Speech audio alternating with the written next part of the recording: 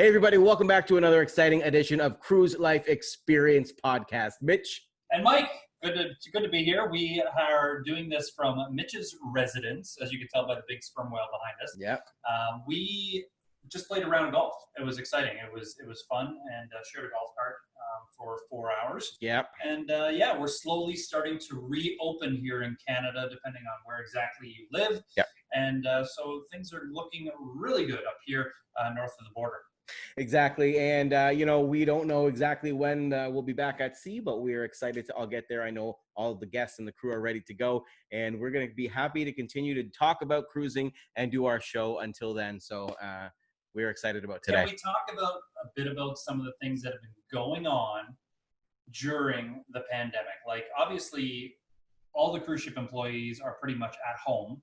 And so, I mean, what's going on? What are people doing to pass the time? Like, what are you doing to pass the time? Yeah, that might need to be like a future episode where we kind of talk about what exactly we're doing and what's keeping people busy. But here in Ontario, I am just outside landscaping 24/7. It is my full-time job. I am now a gardener. We're trimming trees, cutting out roots, and planting grass and making gardens. I mean, stuff we don't normally get to do because we're not normally home this long. So we're having to rediscover. Yeah, it's true. I mean, we've talked about it in the past, our contracts. I mean, we may be we may be off the ship for only 4 months out of the calendar year. And I don't know about you, but when I'm on vacation, especially if it's in the winter in Canada, I'm on a plane to somewhere warm because I don't deal well with the winters. But, getting through this and making sure everybody's, checking in on each other, making sure we're all doing well, and having those hobbies is a great thing. You know, whether it's you're gardening, I'm golfing a lot. Either way, you got to keep busy. You got to keep the mind and the body busy throughout the course of what's going on. Exactly. It was good to get out on the golf course today. And I mean, we encourage everyone to get out and stay active. It's best way to clear your mind, right? What colored ball did you play, Mitch? I played a yellow Tommy Armour, and it looked like one of those practice range balls. Looked like I picked up the practice balls. Oh man, yeah. Lessons learned. I lost all those balls on the third hole, so. So listen, our guest today is a very special guest. She is an incredible acrobat. She is a gymnast, if you will. Yep. She's worked on all the big ships, and she's done incredible things. She's been around the world. Her talents have taken her everywhere, and we want to welcome her in. Yeah, we're really excited. I mean, I've known this lady for over 10 years, so we're really excited. Here she comes in to have the incredible Sydney Brown. Hello. Hi. Very nice. Welcome to the show. Since we did the first show, we were talking about some of the guests we like to have, and your name was at the top of the list. So fantastic performer all around.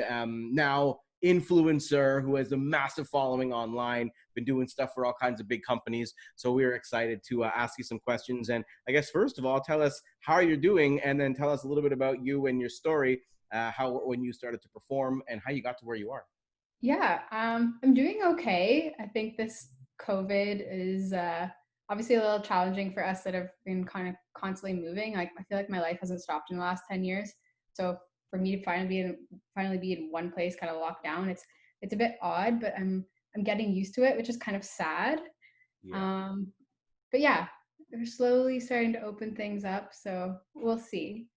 But yeah, I'm from small town Greensville, Ontario, which is about 45 minutes from Toronto. And I started gymnastics when I was 1.5 years old. My parents actually lied about my age and said I was 2 to have me registered. Oops. But yeah, I was climbing my swing set and then making my way like kind of across the top bar and just letting go. So basically just way too much energy as a child. And that's kind of where it all started. But eventually I started training 25 hours a week in artistic gymnastics. And then I switched to power tumbling when I was 15. And power tumbling is like the floor exercise in gymnastics, but without any music or dance. It's just like a long strip of floor, and you do like kind of a line of flips all the way down. And then before graduating high school, I auditioned for Cirque Du Soleil, and I made it into their database. I applied to colleges and stuff, but I wasn't really set on giving up the sport yet, and I didn't really know what I wanted to do. But my dad actually saw an ad on Facebook that Royal Caribbean was looking for gymnasts, and I thought, well, that sounds pretty cool. And I already had a demo video created, So without thinking much of it, I sent it off to casting, and a couple days later I heard back and was offered a proposal for Allure Cast 1, which at the time was over 4 months away.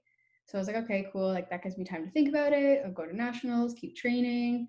And a couple weeks later, I got an email from a casting specialist asking if I could jump on a phone call. And it was a Monday night, and I was asked if I was interested in joining the Oasis for a 6-month contract that coming Saturday. And I literally said, let me ask my parents. Like I just turned 19. I'd never been on a cruise ship, didn't know anything about performing. My whole life was training and competing, but my parents were super supportive, and I spoke with my coach at training that night, and he also thought it was an amazing opportunity. So I called Patrick, who was the casting specialist at the time, called him back the next morning and was like, all right, let's do this. And he called me back 20 minutes later and said, we have a flight for you tomorrow at 3:45 p.m. And I was like, tomorrow? I was like, you said Saturday. And he was like, yeah, but I need you to come to Miami and get a medical done. We'll start your PADI training. And then I would board the ship on the Saturday with the rest of my cast. So my hiring process was pretty crazy, pretty fast. But yeah, that was that. For all those aspiring entertainers, it doesn't happen like that normally. That is an exception, and it actually speaks to Sydney's character and work profile. You know. Yeah. I mean, there are some people that have experienced that whirlwind where you get onto the ship that quickly. For example, that's how I was recruited. But for a performer, it doesn't quite happen like that because it's planned out so far in advance. But those spots do open, and it is an interesting story. It's really crazy. Basically, a girl just dropped out last second, and they needed someone, so I felt like I got really lucky. But I have a funny story, like just how new I was at this whole ship life thing. Because when I arrived to the apartments that were put in, and it was Fort Lauderdale at the time, I was rooming with 2 singers from England that they were finished their contract. Do you remember that volcano ash? Oh yeah. Like they couldn't fly home, so that basically I was rooming with them. But they asked me what ship I was going on, and I literally said Royal Caribbean, and they were like, "Yeah, what ship?" And I was like, "Royal Caribbean." Like I don't know. Like I had no idea what I was doing. My suitcase was pretty much like beachwear, bikinis, and gymnastics leotards. I didn't know any stage terminology, like the difference between stage left and house left. And it pretty much was like lost on the ship for a couple of weeks, but I mean, that's pretty normal. But I was loving my life at the same time. Well, starting on the Oasis at the time, the biggest cruise ship in the world, you're performing not only in the AquaTheater, which is the first of its kind in the world, you also were performing in the other end of the ship, in the main theater for the other production show, which I believe was Come Fly With Me. Come fly with me. Right? Come fly away. And I just can't imagine how that would have been for you as a 19-year-old at the beginning to start like that. It's pretty crazy. And those theaters are spectacular. I mean, you're not working in little town Hamilton or downtown Cambridge or even Pantages Theatre in Toronto. The theaters on these cruise ships, especially Oasis class, they're just so technologically advanced and so gorgeous and so many people. Yeah. It blows the theaters in Toronto out of the water. Yeah. For sure. Yeah. Amazing. Listen, on board a cruise ship, people who go on board know that, especially for you guys, I think what they need to understand is kind of what it takes to maintain your body. It's not like you're running trivia or waiting on tables or doing massages. You are entertainers, you're acrobats. The level of fitness that you must have to do has got to be incredible. So can you talk about how you train on a ship? And hand in hand with that question of the diet, how do you get, are you getting the nutrients you need to do those workouts and perform the job that you do? So I think one of the biggest perks about performing on board is that you have access to this beautiful fitness center as well as the crew gym. And I actually find it easier to stay in shape on board way more than on land. In our contract, we are required to go to the gym 5 days a week for 1 hour at a time. But my shows also help me keep me fit. We have a 45-minute warm-up before shows, which is where I do a lot of my handstand training. And I'm also the type of person that loves exploring in the port. So I'm always off the ship hiking, swimming. I'm constantly moving when I'm on board. So yeah, I do find it way easier than me being on land here. As for our crew cafeteria, there's always a salad bar. There's a vegetarian section. I'm not vegetarian, but I really enjoy the food. And I think it's the late night pizza that comes out at 11 p.m. that just Right. gets very dangerous, but sometimes it's unavoidable, but I do my best. But yeah, when I come home from a contract, I'm like, oh, like there's bad food everywhere and it's so accessible. So it's quite an adjustment. I have been into the Oreo Thins lately. Oh yes, they're the best.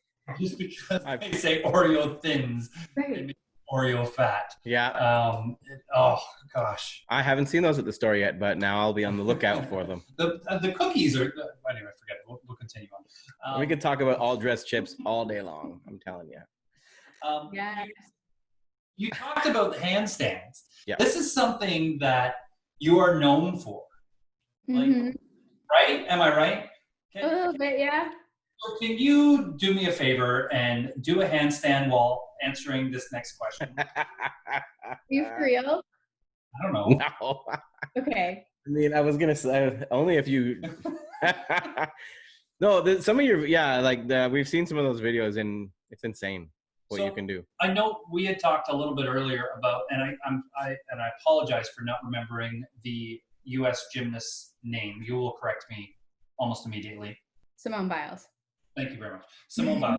She posted something on, it was either Instagram or TikTok or whatever, of her doing a handstand while removing her track pants. Yep. And, and she was kind of wobbly all over the place. And then, like, literally a day later, Sydney posts something, and of course, the queen of the handstand, easily. Yeah. And it just looks so professional and like so on point and so incredible. Did you get much feedback from that? Yeah, I got a lot of feedback, actually, yeah. Yeah? Yeah. You the feedback? I'm sure it was good. I think it's like the only thing I can say that I was better at Simone Biles, like doing the gymnastics world. Nice. Amazing. She's incredible. It was. I don't even want to think. I can't even do a cartwheel. So, All right. We wanted to ask you, and this is true for all performers now on a lot of the big ships. Things have changed a lot. The shows, entertainment on boards become increasingly demanding, highly technical, all kinds of amazing ideas and things are coming out. All kinds of different performers are now in the shows. We want you to talk maybe just a little bit about your experience in the shows, what you think, how they've come and how they've changed and advanced, and then comparing them a little bit to some of the shows that we see on land. Because some people might think that the cruise ship shows aren't quite up to the same standards. Yeah, so as an acrobat, I was performing 9 shows a week. I did 6 aqua shows and 3 theater shows. And I'd say the biggest difference performing on ships versus land is that the ship moves. And for the most part, it's minor. You don't really notice it, especially in the Mediterranean because it's quite protected. But in the Atlantic Ocean, it can get quite choppy sometimes. So picture yourself in a pool as the ship is rocking from side to side and water is spilling out and you're under there like kind of sloshing around like, whoa. So it can be very dangerous for the divers that are jumping from 3 meter, 10 meter, 17 meters high. And the pool is only 14 feet deep. So with the stage all the way down and the ship rocking, like it could, it all depends, but there technically could be less water. And we have underwater stage staff, support divers, synchronized swimmers who also need to be in the right place and out of the way for the divers. So for us acrobats, that could mean, we need to adjust our angles on the trampoline or downgrade skills to make them easier, more controllable, and just safer in rough seas. And it definitely keeps you on your toes. And with the AquaTheater being an outdoor venue, we're sometimes challenged with wind and weather. So when you're standing on that little tiny platform from 17 meters, about to jump into the pool, it looks like a little peanut from up there. I'm like, it's scary on a good day. I haven't done it, but I can only imagine. But safety is a priority, and if weather conditions aren't ideal, then we postpone the show so we can provide a better performance for guests with all elements. So, yeah. Yeah, I mean, that's a pretty professional way of saying it. Yep. It's modifying, the show must go on, but we have to do it in a safe way to keep everybody safe. And I mean, Sydney, you've been on a few of the ships and you understand the AquaTheater. It is one of the most beautiful, amazing things you will ever see. Like for those of you who have cruised and never been on an Oasis class ship, you walk to the AquaTheater and you're like, oh my goodness, am I on a ship? Like it is. And then you see what you as entertainers are able to do and the amazing shows that are written. It's next level. I mean, it really is next level. Like I've been to Le Rev. I've seen these water shows in controlled environment. It's just the tip of the cap for what you are all able to do and to adjust. And I guarantee you that other gymnasts who and divers and whatever who work in those land-based shows are tipping their caps to you guys as well because of the extra stuff that you have to deal with to make these shows happen. And people who come on board, I'm telling you, the shows that we give in the AquaTheater, you would pay $300 to $500 a ticket on land to see. And it's because of the talent that you guys bring. So congratulations and tip of the cap. Yeah. Hey, it definitely challenges me in my handstands because I'm constantly kind of like shifting my weight around with the motion of the ocean, but it's good. I want to see one of those handstands. Yeah, I mean, so it's amazing. Like same thing. The AquaTheater is just an incredible place. Tell us a little bit about like we wanted to hear a little bit about because you performed on land as well. Now there's some performers that perform most of their career on land, most of their career on a ship. Some are half and half. So a lot of people would like to hear a little bit about more of what shows you've done because you have performed around the world in China and I think you did. So tell us a little bit about what you've done on land and how that compares. So I think like the ship really helped like open up other doors for me, not only having performing experience, but I also was PADI certified and comfortable breathing underwater on a regulator because in the aqua show we do use regulators to breathe. And I did a contract with Franco Dragon called the House of Dancing Water in Macau, China. And it was the biggest water show in the world at the time. I absolutely loved the show, but I didn't really like Macau and I just kind of wanted to go back to ship life. So after 11 months there, I went back to the Oasis actually with Royal. And then after that contract, a casting specialist from Cirque reached out to see if I was interested in doing a short replacement contract for a girl in La Nouba in Orlando, Florida. And that was super exciting. And it's such an amazing show. But then I went back to ship life after. Yeah. You know, you mentioned a few amazing places. Doing what you do has allowed you to travel. A lot of people who go on cruise ships like to travel. Tell our audience where have been your most exciting places or most memorable places that you've been around the world that your talents have brought you to. So I don't want to know where you've gone on vacation. I want to know, Sydney, where have you gone that, you know, your talents have taken you that you're like, oh, you need to go there? I think one of the biggest perks about performing on a cruise ship is that we're so privileged as entertainers to actually be able to get off the ship and explore the various ports. And these are like dream destinations for most people. So it's really cool that we have this rotation with the ports. So I get to continuously visit these beautiful places and really get to explore like that island or city. And you start to feel like a local and you know your way around and you have your lunch spots and your hidden cool places. And sometimes in a certain ports, like I even take the local bus and it's just awesome. But I would say my favorite port is St. Martin. And I liked La Spezia in Italy because I think it's like the hub to so many amazing places like Cinque Terre, Florence, Pisa, Portofino, Porto Venere. So yeah, and then on my vacation time, I do choose to travel as well. Nice. Okay. All right. So now that we've gotten that out of you, tell us your favorite place that you've been to just in the world through your travels. Indonesia. Okay. Yeah, you got to do something really special. Can you tell us about that? Because it's like almost like it doesn't even feel like it was a real trip. It just. Okay.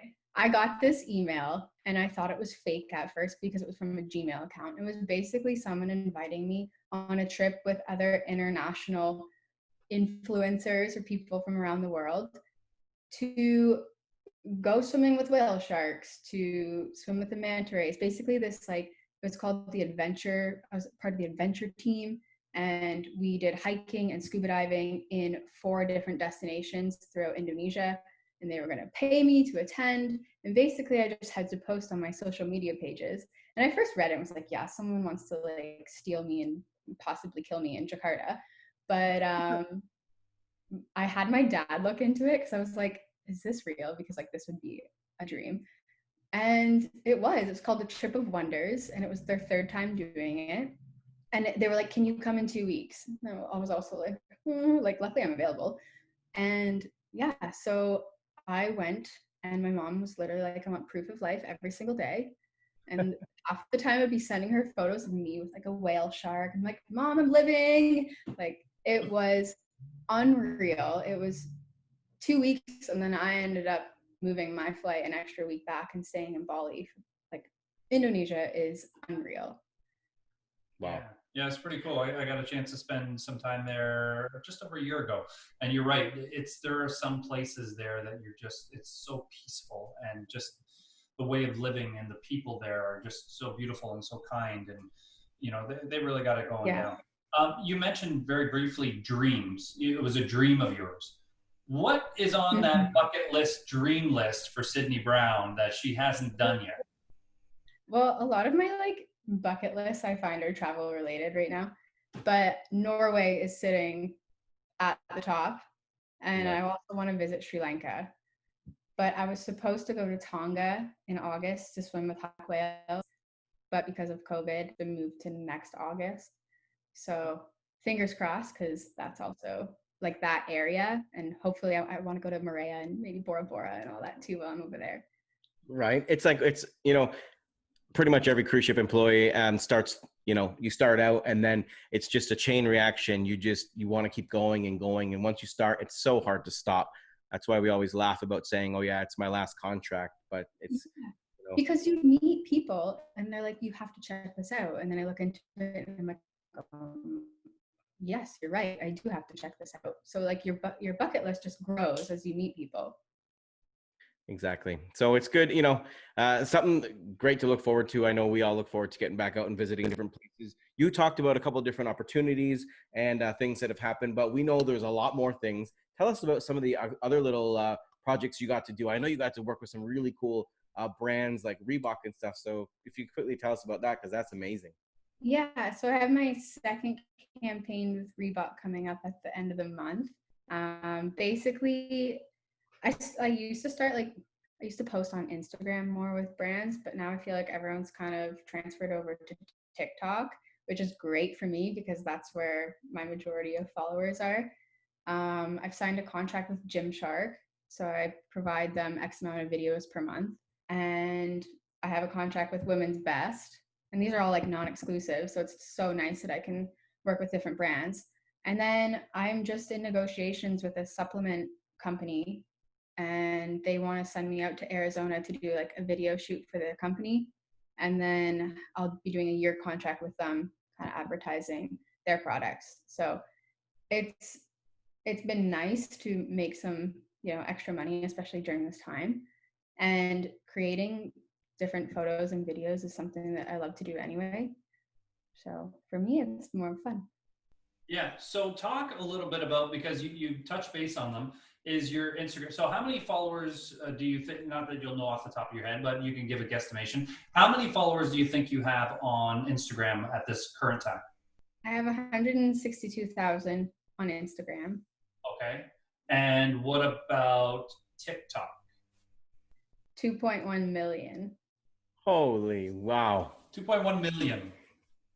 Mm-hmm.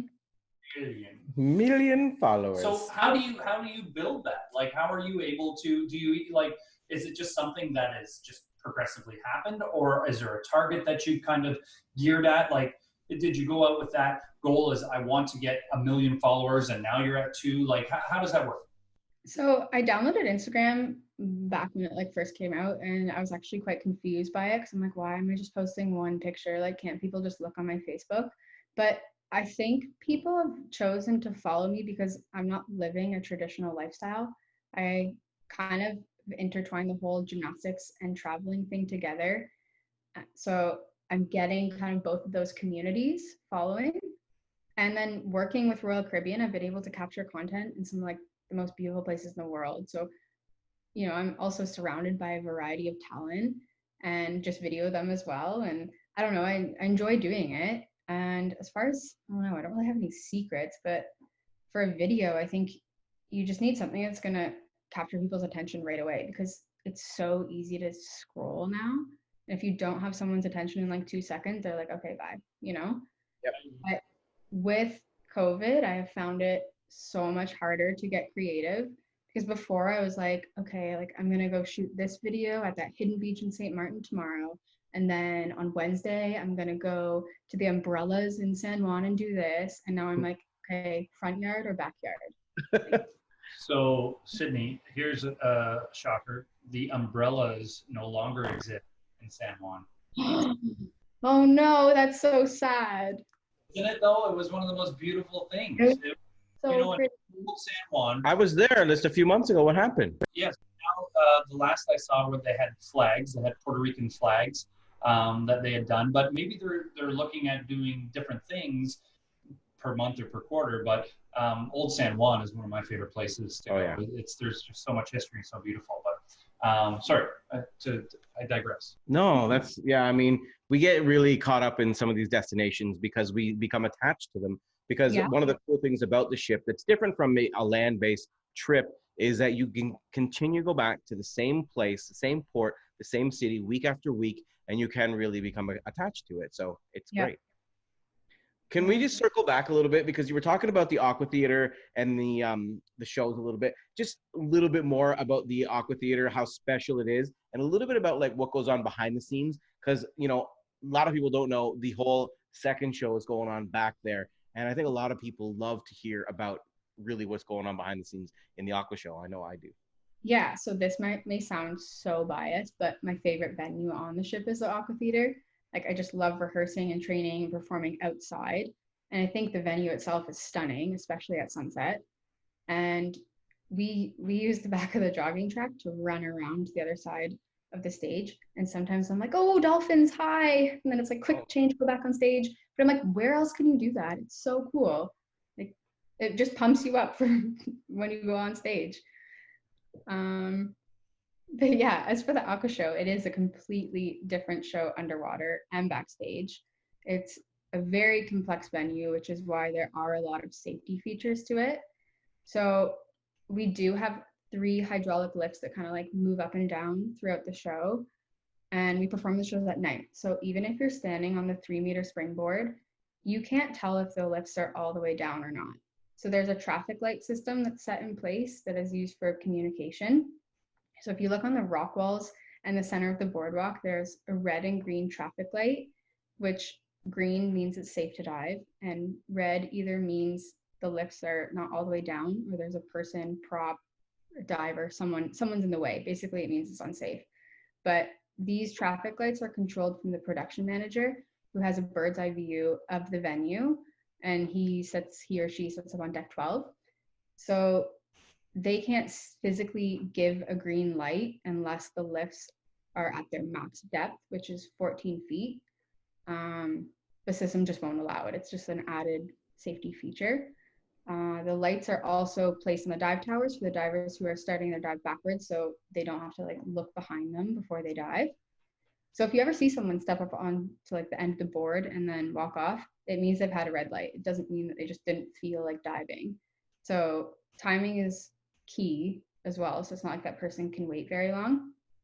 But we also have underwater speakers, so we can hear music and our production manager talking throughout the entire show.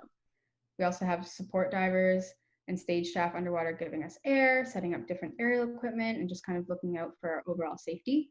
So for example, when I swim in for an aerial number, I have like goggles on, and then the support diver gives me the regulator, so I get to breathe, and I kind of set myself up. Let's say it's a hand loop.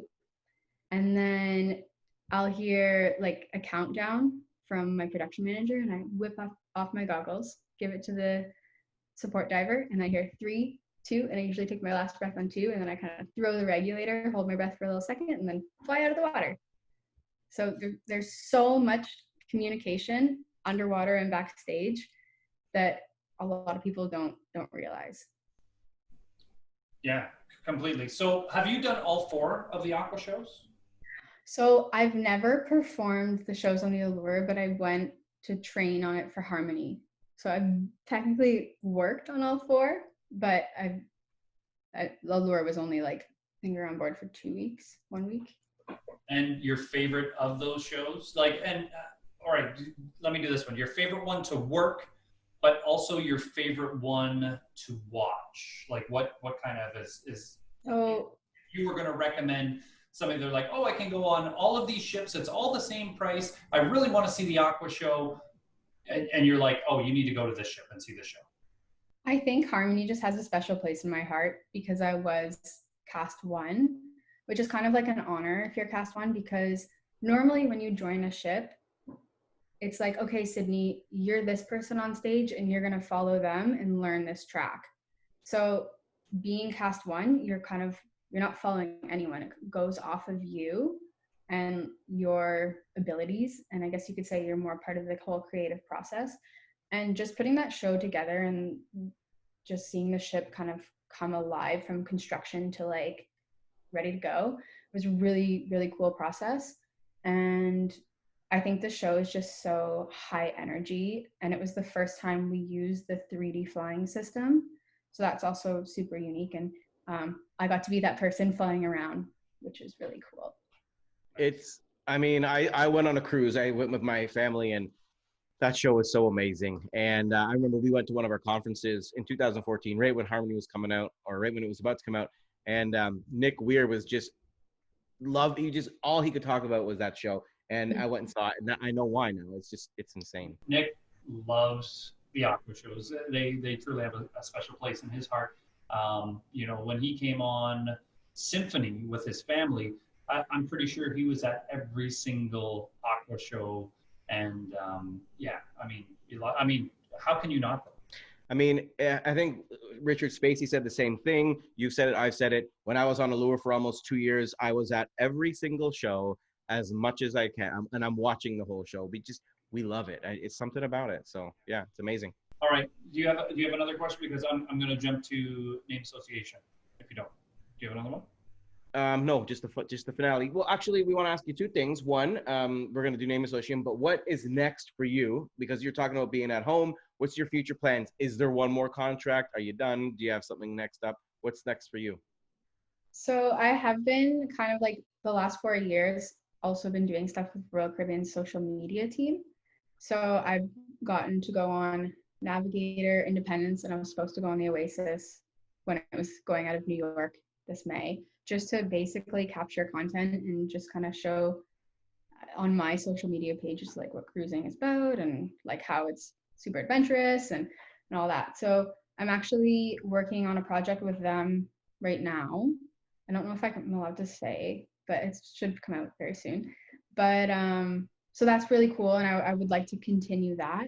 But also super top secret that I have not announced yet is that I'm studying firefighting right now. So wow. Yeah, so I've finished the first textbook and done all the tests for that. But we'll see where it goes. But I think for me, after the last 10 years of constant travel and on the go, I don't think I can sit at a 9-to-5 desk job. Like I need something that's kind of exciting, different every day, hands-on. Yeah. So there's a lot of sleeping and firefighting. Sorry, that's my whole former police officer talking. No, but then there's some time off where I can maybe go on little adventures. Yeah, you know what? They do have a great schedule. Yep. I'm not sure what it's like in other parts of the world, but they essentially work here 24-hour shifts. They might work 7 days a month, and so there's lots of time for other stuff. So yeah, I mean you're obviously very strong, and I think it'd be a good fit. Yeah, well, we want to say thanks. So we got to break the news on our podcast that Sarah's going to become a firefighter. Very cool. Yeah, well, she's looking at it. Right. I mean, let's see. Okay, name association. You ready for this? I don't know what this is. Yeah, that's okay. Surprise. Yeah, it's a surprise. I'm going to ask you, I'm going to either give you a name or I'm going to ask you a question. You must give us the short answer as possible. Very simple, very easy. Are you ready? Okay. Favorite production manager? Ooh. Jared. Jared? It starts with an N. Okay, that's good that he's your favorite and you don't know his last name. You know what? How many people on the ship's last names do you know? I mean, it's just really right? All right, fair enough. Okay. I'll give that to you. I don't know anyone's favorite last name. acrobat that you've worked with on a ship? Jess. Okay. If you That's could, the part of it. if you could live one place in the world for the rest of your life, where would that be? Hawaii. Wow. Yeah. Favorite cruise director? Richard Spacey. We just said, yeah. I was never Sydney's cruise director, so there was no way she could have said my name. So just so you know. You were mine for like a really short time, I think. Yeah, I would literally, I covered a vacation 8 weeks. Literally a cup of coffee. What is your favorite beverage of choice? Chocolate milk. If you could be a spokesperson for any company that you've never been a spokesperson for, what company would that be? I don't know. Maybe some athletic wear brand. Nike. Okay. Favorite hockey player? Oh, I'm the worst Canadian. I don't follow hockey. Like, should I just say Wayne Gretzky? Oh, well, at least, yeah, that's fine. I don't know. What's the right answer? You were alive when he played? You know what? Hockey has been shut down for a while, so, and you've been traveling, so that's fine. Nice. All right. So hopefully that wasn't too painful. That was a surprise out of left field. All right. So, yeah, we just want to, first of all, thank you so much for being on the show, because it's really great to have your perspective, someone that has such a huge following on social media around the world, that has been a part of the cruise industry and is able to share her story about how you started on board and how it's opened up different avenues for you. It's really amazing. We want to thank you for being on the show. And we really want to ask you, because we started asking this when Richard Spacey was our guest, what is your advice, words of wisdom for young people, boys, girls that haven't even, grown up yet? They're still figuring out what they want to do. Words of advice to them and anyone that wants to pursue a career and a job on board a ship. Yeah, if it's performing related, I would say stick with it, and you're gonna have your hard days, and that's completely normal. But also, I felt like I was really at the right place at the right time type thing. But for some people, it can be a no for a couple times, but that doesn't mean it's no forever. So I would say just keep applying, keep training, and explore other elements. So like as a dancer, sometimes when dancers come on the ship, they're asked to do some aerial harness work. If you have any experience in that, like that's great. For us acrobats, I had to do this little choreography bit. I'm like, I don't dance. So a dance class, like do something outside your element as well. Cause like even having just basics or a little background knowledge in it can help you and like help you in the biggest way. So I would just say things don't get handed to you. You do have to work for it. Okay. And that's some great advice. Yep. We did have one more offer, if you will, is that anytime you are ready to do a TikTok video, Mitch and I are willing to meet you in Dundas and get it done. And whether it's whatever, we're there. Okay. Yeah, if you need us to we can play by play if you're doing any video. So we're ready.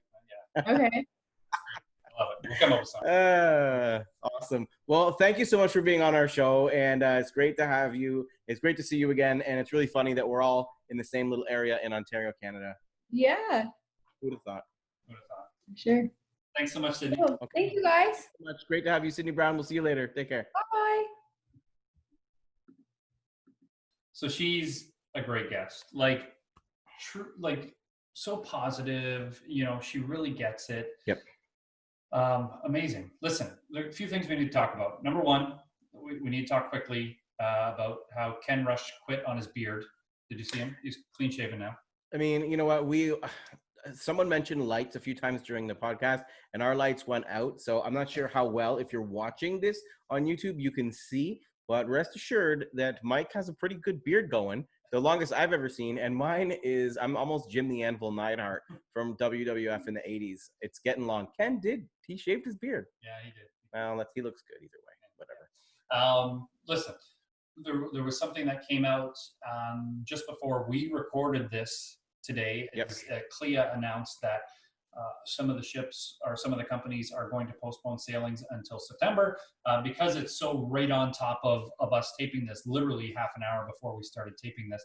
We don't have the full information on that, but just know that whether the ships are coming back in August, September, whenever they come back, they're going to come back to make sure that everybody on board is as safe and as healthy as possible. That goes for guests and for crew.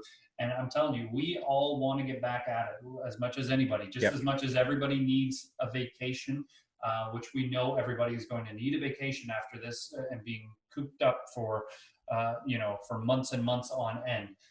So, just understand we will be there for you for your vacation needs when you come back. And if your crew out there, stay strong, stay mentally strong, and we will be back. Exactly. Yep. Well said. I talked to a lot of guests on Facebook and stuff. They all want to come back so bad. And so do we. And yeah, shout out to all the crew that are home. I've been home 5 months now, the longest in 16 years. Yeah. So it's, like Sydney said, it's a big adjustment for some of the crew. Sure. So we just want to shout out to all the crew and all of our guests who are diehard cruisers, especially, right? Well, listen, thank you for tuning in. If you have any questions, make sure you can hit us up at your so Cruise Director Mitch, and you can comment on send us a message or Instagram video or whatever you need to do. But we'll be back very, very soon with our next episode. Thank you again for tuning in. Any final words? Nope, that's it, everybody. Thanks so much for listening to Cruise Life Experience. We will see you next time. Deuces.